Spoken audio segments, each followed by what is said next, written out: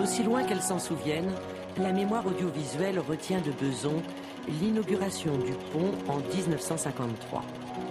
À cette mémoire officielle de la cité ouvrière du Val d'Oise, la mairie de Beson a voulu ajouter la mémoire populaire. Les premières habitations à loyer modéré sortent de terre en 1960. Chantal, Marius, bonjour. Marius et Chantal emménagent Cité des Belles-Vues avec les premiers locataires.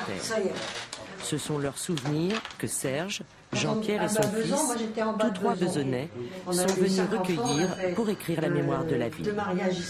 Quand je suis arrivé ici, elle m'a dit, surtout, il faut acheter des patins. Il faut mettre des patins par terre. On les met plus maintenant. Ça se fait plus.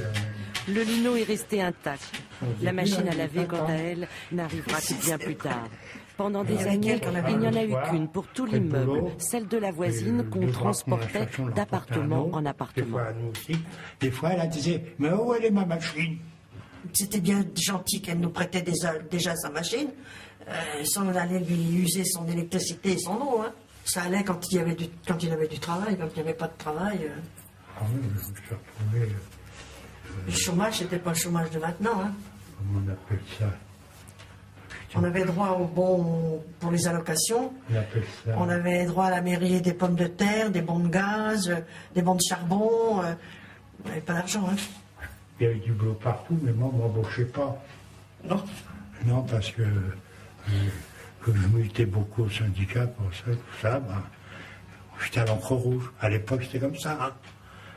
De ces anecdotes de l'histoire, Serge Garde, ancien journaliste à l'UMA, a tiré un livre et un DVD pour les Besonnais. On enregistre, on collectionne ces mémoires de façon à créer une mémoire collective et de donner un autre sens à ce proverbe africain qui est notre devise. Quand un ancien s'en va, c'est une bibliothèque qui brûle. Avant d'arriver Cité Bellevue en 1960, Jean-Luc et sa famille vivaient dans un taudis nommé Cour des Miracles. C'était des choses insalubres, mais en même temps, il y avait une solidarité qui était extraordinaire, avec une gardienne dont on avait peur, mais qui nous a aussi formés au respect de l'autre. Lorsque j'ai quelqu'un qui vient me dire, et on me dit « Oh là là, c'est la galère où j'habite », je lui montre toujours la photo de la cour du miracle en disant « Tu vois, voilà, ma mère, elle prenait le seau de pisse et elle allait dans la cour pour le vider dans les toilettes communes. Imagine quand il gelait. » Quel souvenir vous en gardez?